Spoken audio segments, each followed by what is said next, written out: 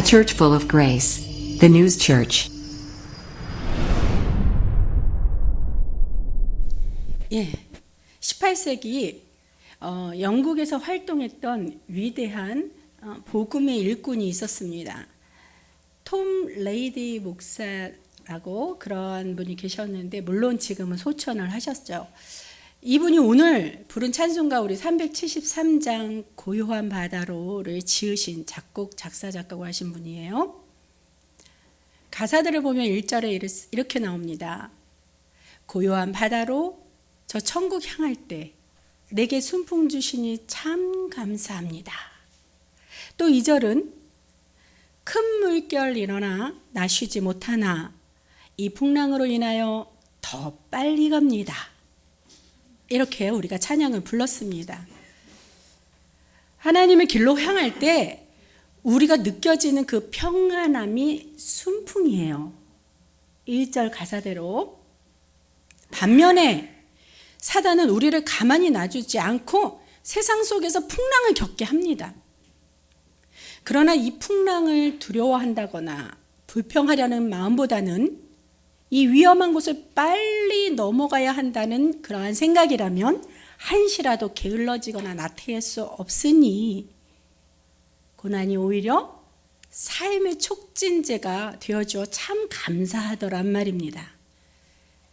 이런 작사가의 마음이 찬양의 가사로 옮겨진 것이에요. 이런 마음의 중심으로 찬양을 우리가 주님 앞에 드렸다면 하나님께서 기쁘게 받으신 줄로 믿습니다. 자, 우리 인생에는 순풍과 반대로 역풍이 있어요. 시편 23편의 말씀을 보면 푸른 초장, 쉴만한 물가 이렇게 인도하시지만 사망의 음침한 골짜기를 만날 수도 있다는 것이 우리네의 인생이라는 겁니다. 즉 기쁨과 즐거움 속에서도 고난과 어려움이 따를 수 있다는 거예요. 나는 한평생 행복보다는 불행이 더 많았고 형통했던 기억보다는 늘 고난 때문에 괴로워. 그 뒤에 말이 하나 더 붙죠. 죽겠어 이러고. 예, 생각하는 분도 계셔요. 물론 사람마다 다 다르겠지만요.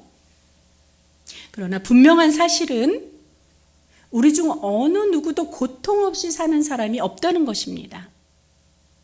그러나 고난 중에도 감사할 수만 있다면 이 인생의 풍랑도 순풍으로 바꿔주시는 주님의 인도하심을 체험할 수 있을 것입니다. 이처럼 놀라운 주님의 은혜를 체험하기를 소망하면서 오늘의 귀한 시간 되게 예수 그리스도 이름으로 축원합니다. 자, 성경 66권 중에서 고난받은 자의 대표 명사로 욥이 있습니다. 욥기서에 나와 있는데요. 근데 이 욥은 하나님께서 의롭게 여기시는 의인이라는 칭찬을 받은 자였다는 거예요. 너무 의외죠. 자, 욥은요, 하나님의 은혜를 얻어서 욥의 가정이 화목함 속에서도 부유했어요. 우리가 화목한 가정은 다 부유할 것 같지만 아닙니다. 가난한 가정도 화목한 가정이 얼마든지 많고요.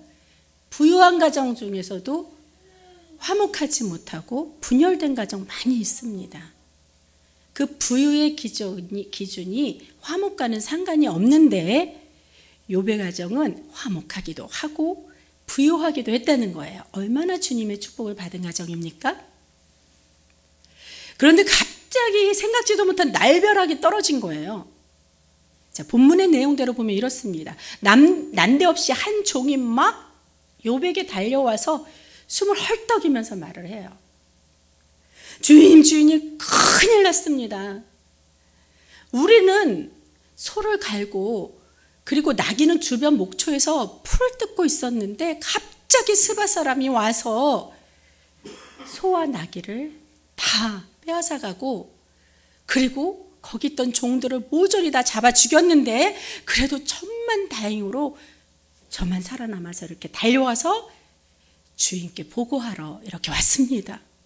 근데 왔습니다 하면서 말이 끝나기도 전에 또 한 종이 후다다다다닥 오더니 급하게 숨을 헐떡이면서 또 얘기를 합니다. 주인님 큰일 났습니다. 하나님의 불이 하늘에서 내려와서 양떼와 종들을 모조리 태워 불살라 버렸어요. 어떡합니까? 그래도 천만다행으로 저만 혼자 살아남아서 이렇게 주인님께 보고하러 왔습니다. 다 끝나기도 전에 또 한 종이 또 후다다다다다 주인님 큰일 났습니다. 주인님. 갈대아 사람들이요 갑자기 우리를 기습하여서 종들을 죽이고 낙타를 모조리 다 잡아 죽여서 그래서 다 망했습니다. 그나마 천만다행으로 제가 혼자 살아남아서 이렇게 주인께 보고하러 왔습니다. 여기서 끝난 게 아니에요. 또 한 종이 또 말이 끝나기도 무섭게 또 오더니 막 엉엉대면서 막 울어 통곡을 합니다. 주인님 어찌합니까? 주인님의 자녀들이 마다들의 집에서 식사를 같이 하며 포도주를 마시고 있었는데요. 갑자기 사막에서 태풍이 불어와 집 네 모퉁이가 다 무너져서 그들이 다 죽고 말았습니다. 주인님. 죄송하게도 저 혼자만 살아남아서 그래서 이렇게 주인님께 보고하러 왔습니다. 여러분, 정말 이런 상황을 보면 엎친 데 겹친 격이라고 하잖아요. 이 욥의 종들도 갑자기 어쩔 수 없는 상황이라 놀라서 당황하면서 헐레벌떡 주인에게 고하는데 한 사람의 보고가 끝나기도 또 다른 종, 계속해서 4번에 걸쳐 급기야는 욥의 자녀들까지 모두 사망한다는 그 소식까지 듣게 되는 겁니다. 그러니 욥이 생각할 겨를도 없이 얼마나 당황하며 정신이 없었겠습니까? 그리고 이 다음 장의 2절을 보면요, 그 당사자인 욥이 온몸에 악성의 종기가 나는 그러한 고통까지 받는 그러한 장면이 기록되어 있어요. 자, 어느 누구가 아마 뭐 멀리도 갈 거 없이 모르겠어요. 저와 여러분은 고난을 아무리 받아도 이 욥과 같은 이 정도의 고난은 아니리라 믿어요. 뭐 건강이면 건강, 또 물질이면 물질, 자녀면 자녀, 이렇게 여러 가지 종류 중에 한 가지 정도는 고난을 받아도 이 삶의 생활의 인생에 있어서 모든 것에 고통을 받은 욥과 같은 사람은 아마도 안 계신 게 주님의 은혜인 줄 믿습니다. 자, 욥의 고난처럼요, 우리 집사님 부부도 며칠 전에 예배를 오시다가 좀 곤란한 일을 당하셨죠. 사고를 당한 어려움이 있었습니다. 교통사고였는데 이 저장된 그 카메라를 보니까 정말 그 누구라도 어쩔 수 없었던 그 상황이었어요. 잘못한 게 아닙니다. 그러니 얼마나 속상하고 억울했겠어요. 근데 일반적으로 이렇게 내가 억울하니 속상한 이런 마음에 너무 황당하니 예배 오던 길이라서 사실 사람의 마음이 예배고 뭐고 그냥 집으로 돌아가자 이럴 마음도 하잖아요. 근데 교회를 향해 서둘러 오셨다는 것이 아주 귀합니다. 그 순간 승리를 하신 거예요. 자, 우리가 전쟁을 하여서 이기면 전리품을 취할 수 있잖아요. 영적으로도 마찬가지입니다. 악한 것과 싸워 승리하면 전리품과 같이 반드시 상급을 얻을 줄로 믿습니다. 하나님이 우리 집사님 부부의 그 중심을 보시고 얼마나 기뻐하셨겠습니까? 오늘 본문에서 욥이 그랬다는 거예요. 갑자기 날벼락을 맞을 것 같은 그 황당한 고난 가운데서도 가장 중요한 것은 욥이 하나님께 향한 그 신앙의 자세였습니다. 그 성경의 기록이 오늘 본문의 키포인트인데요. 20절에 보면, 자, 성경 말씀 목사님이 펴주셔서 참 감사합니다. 자, 함께 시작. 욥이 일어나 겉옷을 찢고 머리털을 밀고 땅에 엎드려 예배하며. 할렐루야. 자, 겉옷을 찢는 것과 머리털을 밀었다. 이것은 극도의 슬픔을 말하는 것이에요. 극도의 슬픈 사람이라 옷을 찢고 머리털을 밀고, 그런 고난 중에서도 욥이 예배를 드렸다는 것이 바로 포인트가 되어서 하나님께서 하늘 문을 열게 만든 그 키, 열쇠가 되었다는 것입니다. 예배자로서의 그 올바른 자세가 그러한 자세로 나아갔던 욥을 하나님이 귀하게 여겨주신 것이죠. 정말 오래전에 제가 평신도 사역 때 꿈속에서 들었던 음성 말씀드린 적은 있습니다만 영어로 들었다 그랬어요. What about singing in the rain? 기억나시죠?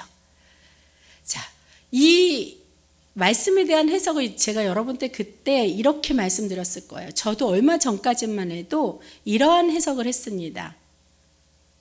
비 속에서도 찬양할 수 있겠니? 이거였어요. 그 비라는 게 바로 고난이라는 의미잖아요. 그런 메시지로 하나님께서 얼마나 제가 미련하면 이 꿈에서까지 나타나셔서 그 음성을 들려주셨는데 꿈속에서도 저는 두려웠다는 거예요. 그렇지만 아멘 하면서 일단 주님 앞에 결단한 대로 찬양과 예배를 이제까지 쉬지 않으려 나름대로 최선을 다해 노력해 왔습니다. 그런데 얼마 전부터 이 영어의 문장, 하나님의 음성이 다른 감동으로 이해되기 시작했다는 거예요. 내용의 의미가 좀 바뀌었다는 거죠. What about singing in the rain? 이것이 어떻게 해석이 되냐면 무엇 때문에 고난 중에도 찬양할 수 있는 거니? 이러한 질문으로 바뀌셨습니다. 처음에는 넌 고난 중에도 찬양할 수 있겠니? 했는데 지금은 무엇 때문에 고난 중에도 찬양하고 있는 거니? 이렇게 바뀌었다는 겁니다. 자, 예전에는 레인, 이 비라는 고난이 강조되었다면 세월이 지났어요. 정말 오랜 10년 이상이 됐으니까. 그 세월이 지난 지금은 레인이 포인트가 아니라 fat이라는 의미가 포인트가 되어서 무엇 때문에 라는 그 본질에 더 집중하여 생각하게 된 것이라는 거예요. 그 본질을 생각하게 하신 거죠, 하나님이. 넌 what? 무엇 때문에 고난 중에도 찬양하고 있니? 여러분에게 이렇게 주님이 물으신다면 여러분은 어떻게 대답하실 건가요? 저와 여러분의 고백이 믿음을 가지고 이렇게 드려지기 원합니다. 그건 말이죠. 예수님 때문이에요. 십자가 보혈의 은혜 때문입니다. 그래서 모든 것에 감사 때문입니다. 할렐루야! 저와 여러분이 이러한 깊은 찬양의 단계로 들어가 주님께 영광 돌리기를 축원합니다. 찬양 시간을 소중히 여기십시오.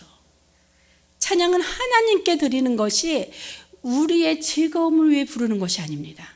사람들이 모이기 위해 미리 준비하는 마치 에피타이저 같은 가벼운 시간이 결코 아니란 것이죠. 성전에 먼저 도착한 백성들이 찬양으로 주님을 부를 때 이미 하나님께서 와 계시는 거예요. 하나님이 와 계셔요. 찬양을 시작할 때. 그래서 하나님께서 그 찬양의 첫 시간부터 영광을 받으시는 그 시간이 예배의 첫 시간이라는 거예요. 이 개념을 기억한다면 우리가 주님과의 약속 시간 약속이 소중해지는 것입니다. 자, 그럼 극도의 슬픔으로 가득 찼던 욥은 과연 무엇 때문에 그 상황 속에서도 예배하고 감사할 수 있었을까요? 첫째, 하나님의 주권 신앙에서 오는 감사로 예배할 수 있습니다. 하나님의 주권 신앙에서 오는 감사입니다. 자, 본문 21절 아주 중요한 말입니다. 여러분 외우셔도 좋겠습니다. 다 같이 합독하시겠습니다. 후반만 먼저 보세요. 주신 자도 이렇게 나오는 부분 있죠. 주신 이도 이렇게 나오는 부분 찾으셨습니까? 아멘. 찾으셨으면 아멘. 자, 시작. 주신 이도 여호와시요 거두신 이도 여호와시오니 여호와의 이름이 찬송을 받으실지니다. 아멘. 자, 여기서 주신 자도 여호와시요 취하신 자도 여호와시니라는 이 말은 뭐냐면 바로 하나님 절대 주권 사상이라는 거죠. 하나님 절대 주권 사상이 담겨 있는 이러한 욥의 생각으로 그러한 고난 가운데도 욥은 포기하지 않고 예배를 드렸다는 거예요. 하나님께서 우리에게 모든 것을 주셨기 때문에 다시 하나님이 취하실 권한도 있다? 없다? 있다. 할렐루야. 인간의 주권은 인간 스스로에게 있는 것이 아니라 우리를 창조하신 하나님께 있는 것입니다. 자, 이를 깨달을 때 참된 감사를 드릴 수 있어요. 우리가 알긴 알아도 늘 기억하지 못한다는 게 안타깝습니다. 이 시간부터 늘 기억하는 저와 여러분이 되기를 참으로 권면하며 축복합니다. 욥은 이처럼 하나님 주권 신앙을 가진 그 성도였기 때문에 세상에 살면서도 세상 것이 하나도 섞이지 않은 순전한 사람이었어요. 악에서 떠난 자였고 하나님만을 경외하며 사는 사람이었습니다. 근데 이상해요. 그런데도 왜 이러한 가정에 악한 사단이 들어와서 전부 다 빼앗아 버리고 말았냐는 것이죠. 아들 7과 딸 셋이 한날에 모조리 죽었어요. 강도를 만나서 수많은 가축들이 다 죽고 빼앗겼습니다. 몸에는 악창이 나서 질그릇 같은 조각을 깨트려서 내 몸을 벅벅 긁어야 할 정도로 처참하게 고통 가운데 그러한 상황에 처했다는 겁니다. 거기다가 옆에서 위로하는 자가 아무도 없어요. 욥의 친구도 마찬가지. 더군다나 가장 가까이 지낼 만한 아내마저도 남편을 비난하면서 야, 차라리 너 하나님을 욕하고 죽어 이러면서 저주하고 떠났습니다. 그러나 성경을 볼 때 이러한 환난의 배후에는 하나님께서 사단을 통해 욥을 시험하도록 허용하셨다는 겁니다.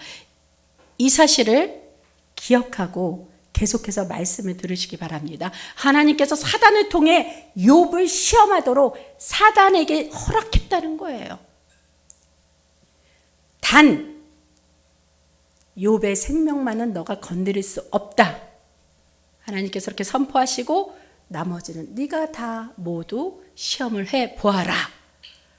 이렇게 사단에게 맡기고 이래도 만약 욥이 하나님만을 바라보고 시험을 통과한다면 하나님께서 더 큰 축복으로 예비하시고 그 복을 주시기 위함으로 하나님께서 사단에게 허락을 한 것입니다.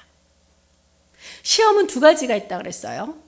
템테이션, 테스트.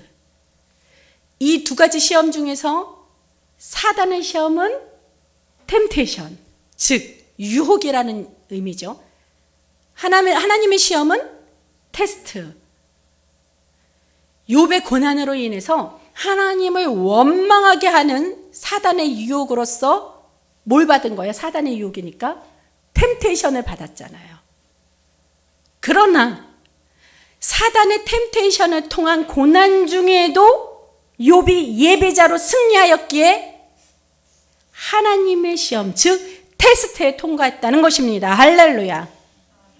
우리가 템테이션을 받는다면 반드시 테스트에 통과해야 돼요. 이해하셨습니까?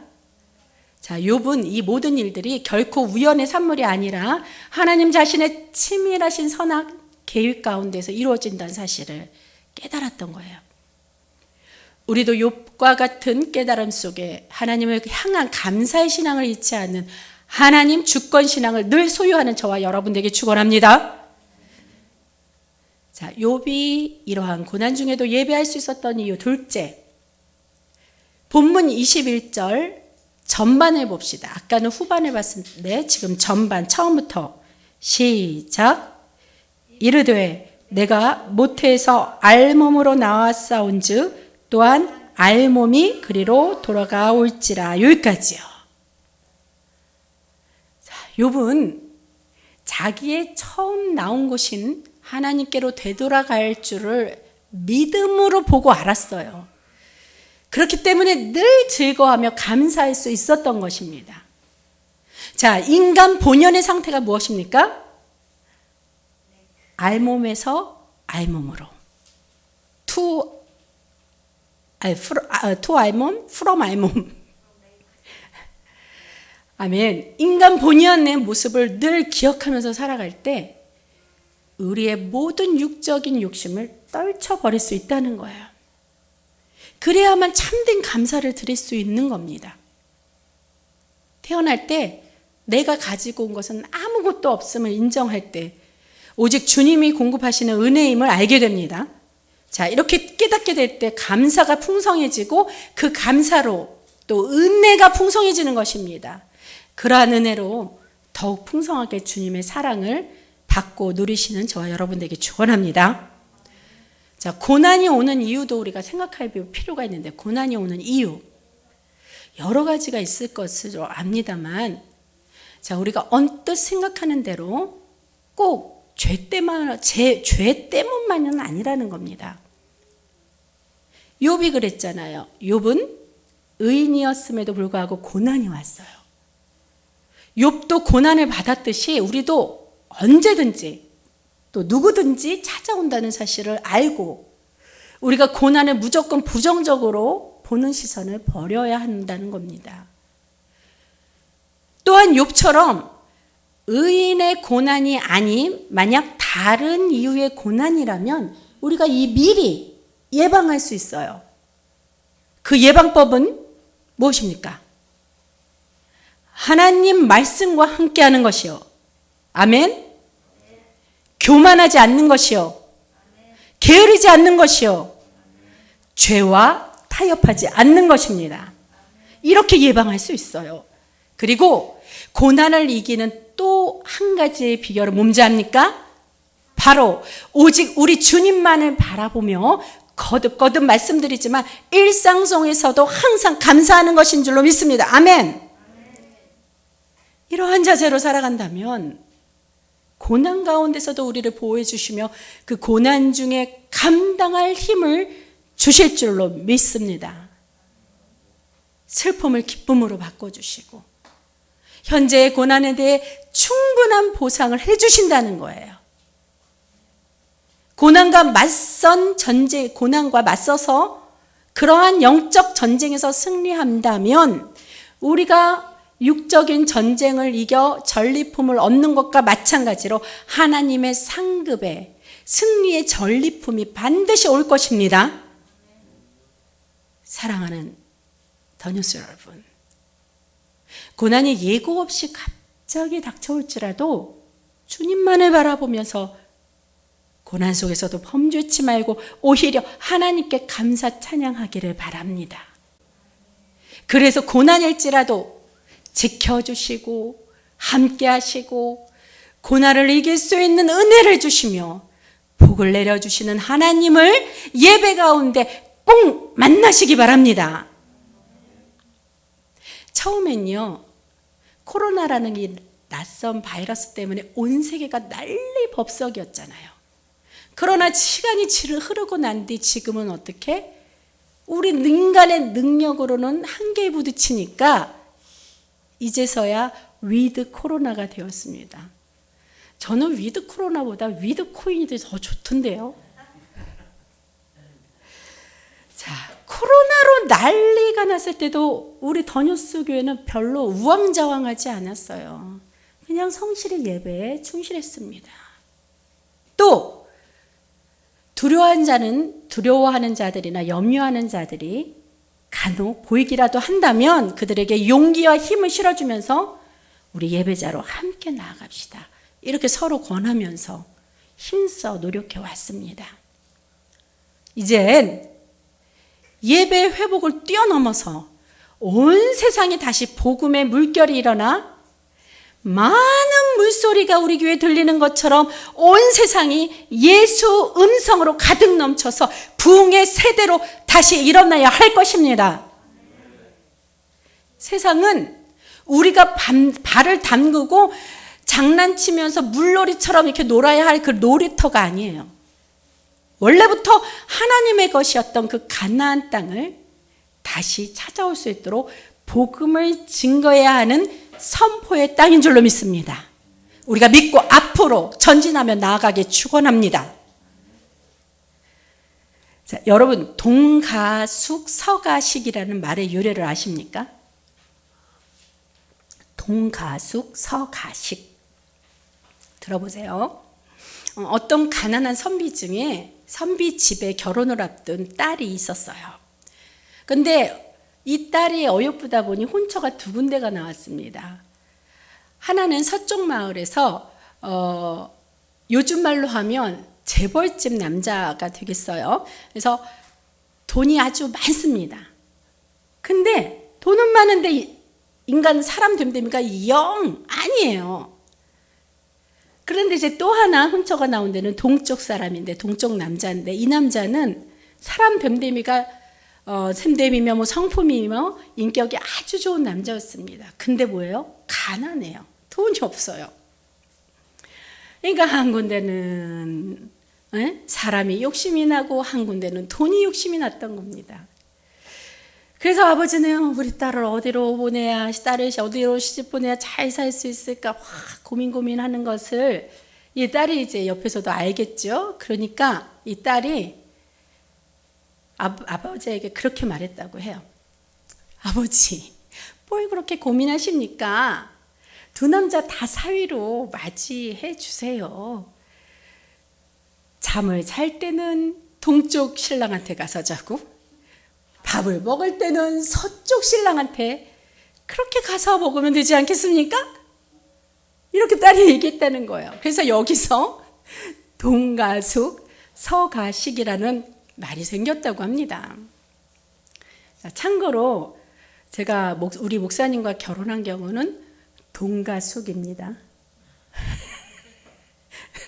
저는 2명의 남자를 얻지 않았어요. 자, 이 비유를 우리 신앙을 통해서 돌아보면서 우리가 적용해 보면 이렇게 할 수 있겠어요.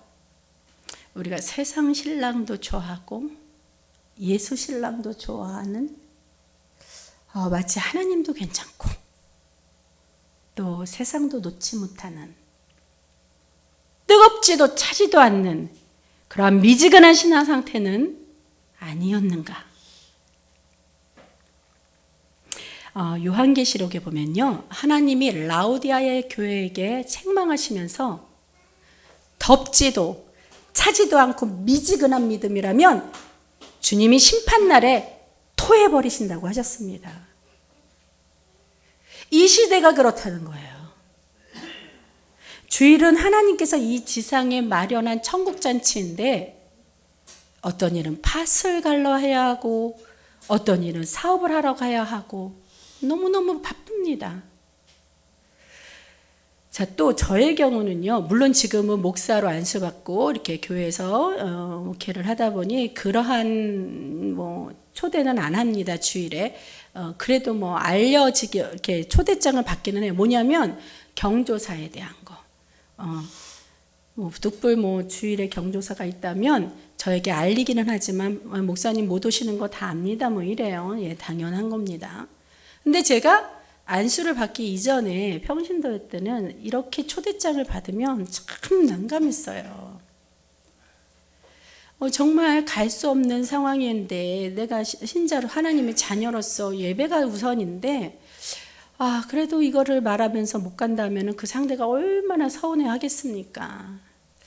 어쩌면 인간관계가 소원해질 수도 있다는 그런 걱정도 많이 됐습니다만 동시에 성령님께서는 제 마음속에 하나님과의 관계를 먼저 깊게 생각할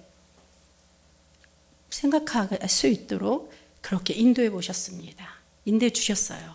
그래서 하나님과의 관계를 생각해 볼 때 거기서 답을 찾게 되었죠.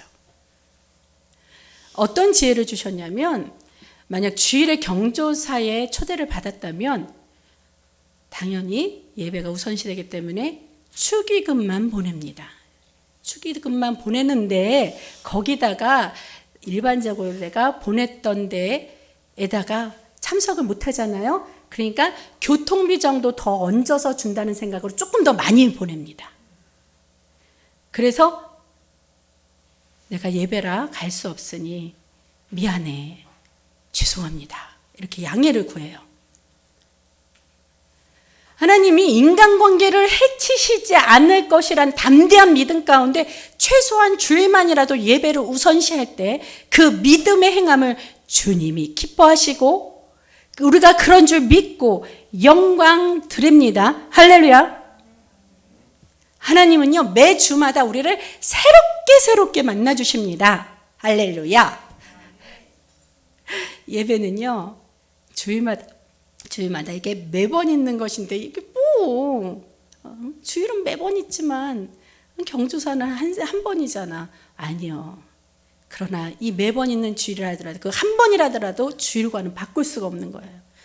이렇게 이거를 스스럼 없이 이렇게 여긴다면 신앙의 성장이 멈추는 것과 마찬가지예요. 심지어 영적 호흡이 중단이 되죠. 주일마다 예배마다 호흡을 숨을 쉬어야 되는데 그때 딱 중단이 된다는 겁니다. 그러면 어떻게 해요? 영적으로 심장 박동이 멎는 것과 마찬가지라는 거예요. 하나님은 예배 매 시간마다 새롭게 성장하는 힘을 주십니다. 그러므로 우리도 매 시간마다 감사의 제사를 새롭게 드리고자 하는 이런 하나님과의 영적 관계를 소중히 여기게 되는 것이에요. 이것을 얼마나 기뻐하시는지 모릅니다. 그러므로 이 시대의 모습을 본받지 말고 분별함과 믿음을 가지고 주를 위해 열심을 내는 저와 여러분이 되기 축원합니다. 평신도 때 제가 다니던 교회 은사 목사님 말씀을 저희가 많이 해요. 저희 목사님도 그렇고 저도 그렇고. 이 목사님은 매번 예배 때마다 설교 본문을 사도행전을 그 말씀을 가지고 설교를 하십니다. 사도행전의 내용이 뭡니까? 예수님이 부활하시고 승천하신 후에 사도들이 성령의 세례를 받고 성령의 능력을 말미암아 복음을 들고 온 땅에 전파하는 내용이 주류를 이루고 있지요. 그때는 목사님께서 주일 오전 예배 사도행전, 주일 오후 사도행전, 수요 예배 사도행전, 금요 철야 때 사도행전, 매번 사도행전, 집에서도 사도행전을 읽어라.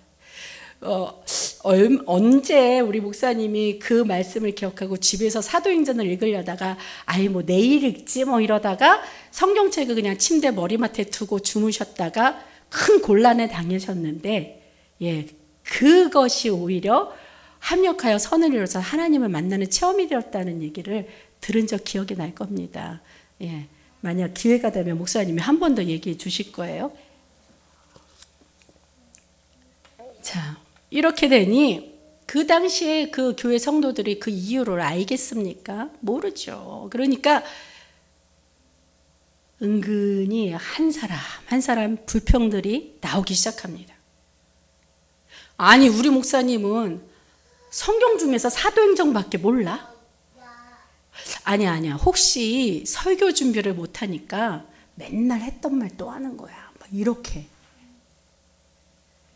자, 그런 불평들에 저희는 함께 동조하지는 않았지만 오랜 시간이 지나가나 보니 나중에 깨달아지는 것이 있더란 말입니다. 하나님이 성도들을 향하여 바라시는 것은 모든 아버지의 자녀들이 사도행전의 삶으로 전도와 선교에 주력하길 원하신 것입니다. 그래서 될 때까지 이 말씀을 전하신 거예요. 그래서 목사님을 통하여 그 열매를 맺을 때까지 목표를 딱 정하고 그렇게 나아가게 하셨던 것입니다. 매일매일 사도행전의 성경을 가지고 가르쳤던 그 목사님 스스로도 얼마나 힘들었겠습니까? 목사님도 인내하셨던 거예요. 그토록 하나님께서는 그 목사님의 인내를 요구하시면서까지 주님 뜻을 이루시기를 원하셨던 그 아버지의 마음을 헤아리셨던 것입니다. 그리하여 주의 종인 목사님이 먼저 순종하여 믿음대로 실행하셨던 것을 나중에서야 깨닫게 되더란 말이에요. 자, 마음에 믿음이 들어왔어요. 그래서 믿어집니다. 이럴 때 더 중요한 건 이 믿음의 생각과 마음이 그 생각으로만 멈춰서는 안 된다는 것입니다. 유익이 없어요. 믿음이란 곧 순종으로 연결하여서 행할 때 주의 은혜가 넘쳐 하나님의 역사하심을 목도하며 체험케 되는 것입니다. 자, 마지막 본문 22절입니다. 또 합독해 보실까요? 시작. 이 모든 일에 욥이 범죄하지 아니하고 하나님을 향하여 원망하지 아니하리라. 아멘. 자, 저희 부부도 이렇게 규모는 작지만 더뉴스 교회라는 이름으로 개척하게 될지 누가 알았겠습니까? 저희는 정말 꿈에도 몰랐어요. 주님의 부르심을 받고 은사 목사님의 애씀과 그 수고 덕분으로 선교하는 교회로, 사도행전 교회로 천천히 자리매김해 나가고 있는 줄 우리는 지금 확신하며 이렇게 말씀까지도 벽에 새기면서 감사와 영광을 주님께 돌립니다. 사랑하는 더뉴스 성도 여러분, 거룩한 예배자로 주님께서 여러분을 부르십니다. 예배는 감사고 감사는 성장이며 성장이 더하여질 때마다 결국은 축복의 열매를 맺게 되는 것입니다. 예배를 거듭거듭 강조하는 것은 제가 여러분을 괴롭게 하는 것이 아니에요. 오해 없으시기 바랍니다. 하나님께서 우리를 위해 예비된 복을 주시고픈 하나님의 마음이라는 것입니다. 우리가 바라고 구하는 것보다 하나님께서 우리에게 주시고자 하는 그 마음이 더 간절하다는 것을 강단을 통해 말씀해 주시고자 하는 것입니다. 믿고 순종하시기 바랍니다. 부모가 된 우리도 자녀의 삶이 돈으로 인해 망가져서 온전하지 못한다면 우리가 어떻게 자녀에게 돈을 주겠습니까? 그때는요, 돈이 먼저가 아니라 하나님의 말씀으로 치유하고 치유해야 되는 거예요. 그러므로 부모와 자녀 모두 예배자가 된다는 것이 우리 최고의 축복임을 믿고 자녀를 위해 눈물로 기도하는 부모가 되기를 또한 축원합니다. 하나님도 아버지의 자녀인 우리를 향하신 그 사랑이 얼마나 간절하길래 저처럼 이렇게 부족하고도 연약한 흠이 많은 자를 사용하시면서까지 애타게 여러분에게 말씀하시겠습니까? 아버지의 마음을 헤아려보는 신실한 자녀가 되기를 소망합니다. 예배를 통해 하나님께서 말씀해 주실 때 우리는 생명을 얻는 것입니다. 그래서 말씀과 생명이 신앙의 본질이 돼요. 이러한 생명을 얻었음에 모든 구원하심이 감사고 감사의 뿌리가 든든해야 신앙의 나무가 성장하여 축복의 열매를 맺는 것입니다. 이러한 자연의 이치처럼 하나님의 섭리도 마찬가지라는 거예요. 하나님의 섭리와 하나님의 주권에 순종하여 주님의 은혜를 마음껏 누리시는 저와 여러분 되기 축복합니다. 결론입니다. 우리 교회가 다음 주는 특별히 추수감사절로 기념하여 예배를 드리게 되었어요. 하나님께서 이런 감사절, 감사 기념일을 정하여 절기로 예배를 드리게 하신 것은 저와 여러분에게 특별한 사랑과 복을 주시기로 허락하신 날입니다. 자, 다시 말해서 주님께 약속받은 바로 그 은혜의 자리가 바로 추수감사절이란 예배의 현장이 되는 것이란 말이에요. 물론 매주마다 드려지는 모든 예배도 은혜가 있지만 추수감사절 예배를 특별히 여기는 마음으로 우리가 영광된 예배를 사모하면서 기도와 수고로서 미리 준비된 감사를 드려야 할 것입니다. 미리 준비된 감사를 드려야 할 줄로 믿습니다. 오늘 말씀 통해 나눈 은혜를 늘 기억하시기 바랍니다. 하나님은 감사하는 자의 마음과 생활을 변화시켜 주십니다. 감사하는 사람은 그렇지 않은 사람보다 오래 견디고 난관을 극복할 수 있으며 머리가 될지언정 꼬리가 되지 않습니다. 그러므로 감사는 성공적인 삶의 증표입니다. 절대 지는 법이 없습니다. 온몸으로 행하는 수고가 결코 헛되지 않다는 거예요. 고린도전서 15장 57절 58절 말씀에 제가 말씀을 봉독하겠습니다. 제 말씀을 봉독이 마치면 마지막 크게 아멘 하면서 이렇게 화답하는 복을 받기 바랍니다. 제가 말씀이 있습니다. 우리 주 예수 그리스도로 말미암아 우리에게 승리를 주시는 하나님께 감사하노니 그러므로 내 사랑하는 형제들아 견실하며 흔들리지 말고 항상 주의 일에 더욱 힘쓰는 자들이 되라. 이는 너희 수고가 주 안에서 헛되지 않은 줄 알미라. 아멘. 감사는 마음의 내적 고백과 동시에 믿음과 순종으로 행하는 외적 증거가 되기 때문에 감사하는 마음에는 언젠간 반드시 축복을 주시고자 하는 그러한 하나님께서 대기하고 계신다는 거예요. 우리 앞에. 감사함으로 예비된 하나님의 축복을 받아 누리는 성도님들이 다 되시길 간절히 바랍니다. 이루 말할 수 없는 처참한 절망의 상황에서도 원망하거나 저주하지 않고 감사 찬송을 드린 욥을 항상 떠올리면서 우리도 어떠한 상황, 어떠한 고난 중이라도 욥의 인내와 감사 신앙을 본받아 저와 여러분이 승리자가 되어 하나님 기뻐하시고 영광 돌리는 자녀가 되길 그리스도 예수님의 이름으로 축원합니다. 기도하시겠습니다.